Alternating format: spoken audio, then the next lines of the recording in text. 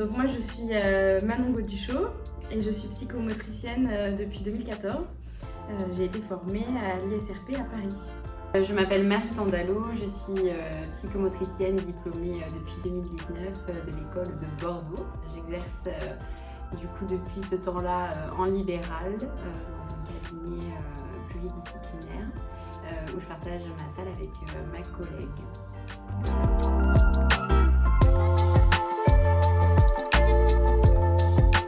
Donc la psychomotricité, ça va être le carrefour en fait entre les émotions, donc ce qu'on ressent au quotidien, les mouvements, donc comment on bouge, comment on interagit avec notre environnement, et aussi vraiment la sphère cognitive, tout ce qui va être lié aux pensées, à l'attention, à la concentration, à l'organisation.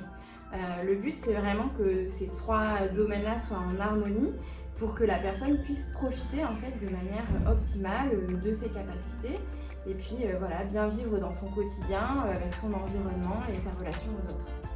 Donc du coup pour prendre en compte tout ce dont tu as parlé Manon, on commence d'abord par faire un bilan psychomoteur qui permet de venir un petit peu observer et évaluer les compétences de la personne que l'on rencontre dans divers domaines.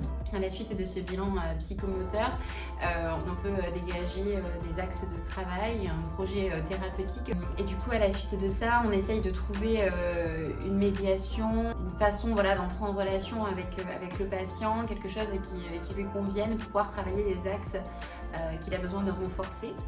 Et donc on a tout un panel de médiation à notre disposition. Ça passe évidemment par le jeu, tous les jeux que l'on peut imaginer, mais ça peut passer par la danse, le théâtre, le mime, la relaxation, plein de choses très diverses et variées. Je me suis orientée vers le métier de psychomotricienne parce que je cherchais vraiment un métier au contact des personnes, au contact des patients. Je cherchais un métier qui rallie l'aspect un petit peu psychique avec un aspect plus anatomique, plus corporel. Et voilà, la psychomotricité prend vraiment en compte ces sphères-là. Et puis la psychomotricité, ça permet aussi d'avoir un aspect très ludique dans les journées, avec beaucoup de jeux, de vraiment chercher comment motiver le patient. Donc c'est vraiment ça qui m'a amenée à choisir ce métier.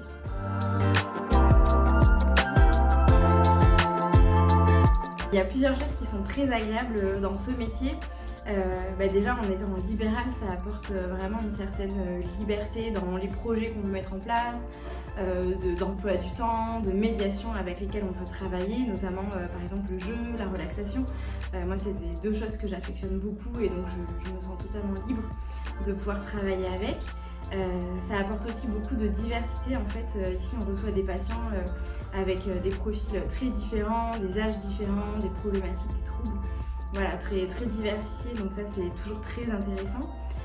Et puis on fait aussi de belles rencontres avec les professionnels avec qui on échange, donc c'est aussi quelque chose qui est très agréable. Nombreux avantages à être psychomotricienne, on a la chance et la liberté de pouvoir vraiment utiliser des médiations très variées avec les patients que l'on rencontre, pouvoir trouver vraiment les centres d'intérêt de chacun, pouvoir aussi se servir de nos patients, de nos centres d'intérêt, finalement de notre personnalité propre pour être au service des patients. Et ça c'est vraiment une chance de pouvoir développer sans cesse sa créativité, de laisser libre cours à son imagination, de se laisser porter par la relation, par les personnes que l'on rencontre. Je pense que c'est ça la principale chance et le principal avantage au métier de psychomotricien.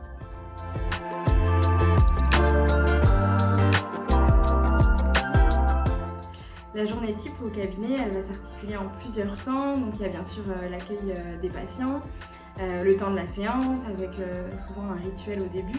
Moi j'aime bien qu'on fasse ensemble un petit exercice de respiration pour vraiment se poser, et puis après on parle un peu de l'humeur du jour pour ensuite aller vraiment dans la séance avec soit des exercices qui sont prévus en lien vraiment avec la rééducation en cours, les objectifs thérapeutiques et aussi des exercices, des jeux qui vont être choisis par le patient, qui vont vraiment solliciter sa créativité, sa motivation, toujours dans ce cadre thérapeutique.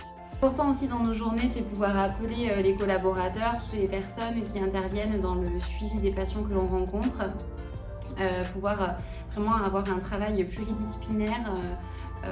Même si on est en libéral, on s'inscrit vraiment dans un travail de collaboration avec les professionnels, avec les écoles s'il s'agit d'enfants, avec l'entourage aussi. Donc voilà, on a une grosse partie aussi de rédaction, d'appel pour être vraiment en lien.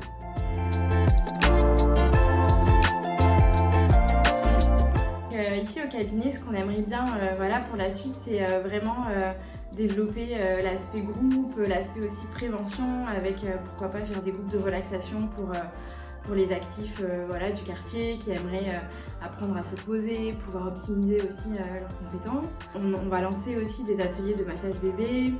On a des idées aussi sur la prévention des chutes pour les personnes âgées. Voilà, on a plusieurs idées comme ça de groupes qu'on aimerait pouvoir mettre en place. Et aussi vraiment développer en fait le lien avec les familles, les aidants et aussi les autres professionnels.